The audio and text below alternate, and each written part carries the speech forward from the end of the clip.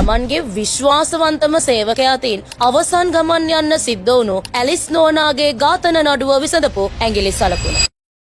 එදා 1949 වසරේ ඔක්තෝබර් 18 වෙනිදා පෑලියගොඩ සේදවත ප්‍රදේශයේ පිහිටි තමන්ගේ නිවසේ තනිවම ජීවත් වුණු 61 හැවිරිදි ධනවත් කාන්තාවක් වුණු ඇලිස් නෝනා ප්‍රනාන්දු මහත්මිය ඇගේ නිදන කාමරය ඇතුළේදීම මිය ගිහින් තිබුණා. පහුවෙනිදා උදෑසන ඇගේ සිරුර හමුවන විට ඇය පැලඳ සිටි රන්නාභරණ සහ සේපුවේ තිබුණු අනෙකුත් වටිනා දේපල සියල්ලමත් කොල්ලකා ඇති බව සොයාගත්තා. ඒ අනුව ඇය සතු දේපල සොරකම් කිරීමේ අරමුණෙන් ඇයව ඝාතනය කර ඇති බව හෙළිදරව් වුණා. කිසිම හෝඩුවාවක් නැති නිසා අතෑරලා දාන්න වුණත් ඉඩ තිබුණු මෙම දරුණු අපරාධය විසඳන එක පොලිස් විමර්ශකයින්ට විශාල අභියෝගයක් වුණා. අන්තිමේදී ඇහැට පේන කිසිම සාක්ෂියක් හොයාගන්න බැරි වුණ නිසා විද්‍යාත්මක සාක්ෂි ඔස්සේ අපරාධකාරයා සොයන්නට විමර්ශකයින් තීරණය කළා. මෙන්න මෙතනදී තමයි මේ මුළු ඝාතන අභිරහසම ලියා ගන්න පුළුවන් වුණු නියම ලොජික් එක විමර්ශකයින් අල්ලගත්තේ. අපරාධකරුවා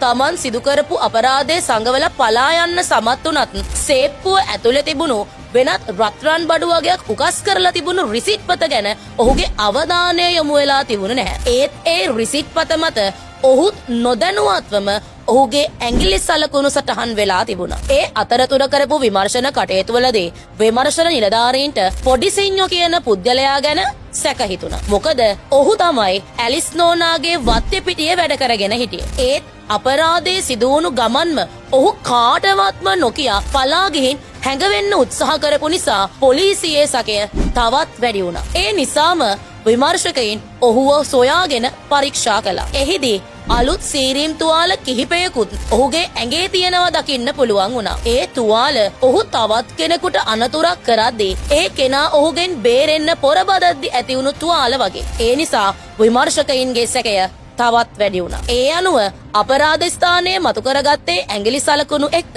පොඩි සිඤ්ඤෝගේ ඇඟිලි සලකුණු සසඳලා බැලුවා. එහිදී සේප්පුවේ තිබුණු උකස් රිසිට් පතේ හමුවුණු ඇඟිලි සලකුණු සහ පොඩි සිඤ්ඤෝගේ දකුණු අතේ මහපට ඇඟිල්ලේ ඇඟිලි සලකුණු 100%ක්ම සමාන බව විද්‍යාත්මකව තහවුරු වුණා. මෙය ලංකාවේ අපරාධ විමර්ශන ඉතිහාසයේ ඇඟිලි සලකුණු තාක්ෂණය මගින් අපරාධකරුවෙකු කොටු කරගත් සුවිශේෂීම සන්ධිස්ථානයක් ලෙස සනිටුහන් වුණා. ලෝකයෙන් හැංගිලා අපරාධ කරන්න කාටවත්ම බෑ. හැම අපරාධයකම තර්කානුකූල සාක්ෂියක් කොතනම හරි තැනක ඉතිරි වෙනවමයි. ඒක වළක්වන්න කිසිම ජගතෙකුට බෑ. හැම දෙයකම ඉහළින් තියෙන්නේ නීතිය සහ විද්‍යාවේ සත්‍යවාදී බවයි. ඒ නිසා මේ නීතිමය සහ විද්‍යාත්මක කරුණු පිළිබඳ අවබෝධයක් අපිට තිබිය යුතුමයි. අනුමාන බැහැර කරලා තර්කයේ සජීවී සත්‍ය හඳුනගන්න අපිත් එක්ක එකතු වෙන්න. මම නීතිවේදී ඉරුණි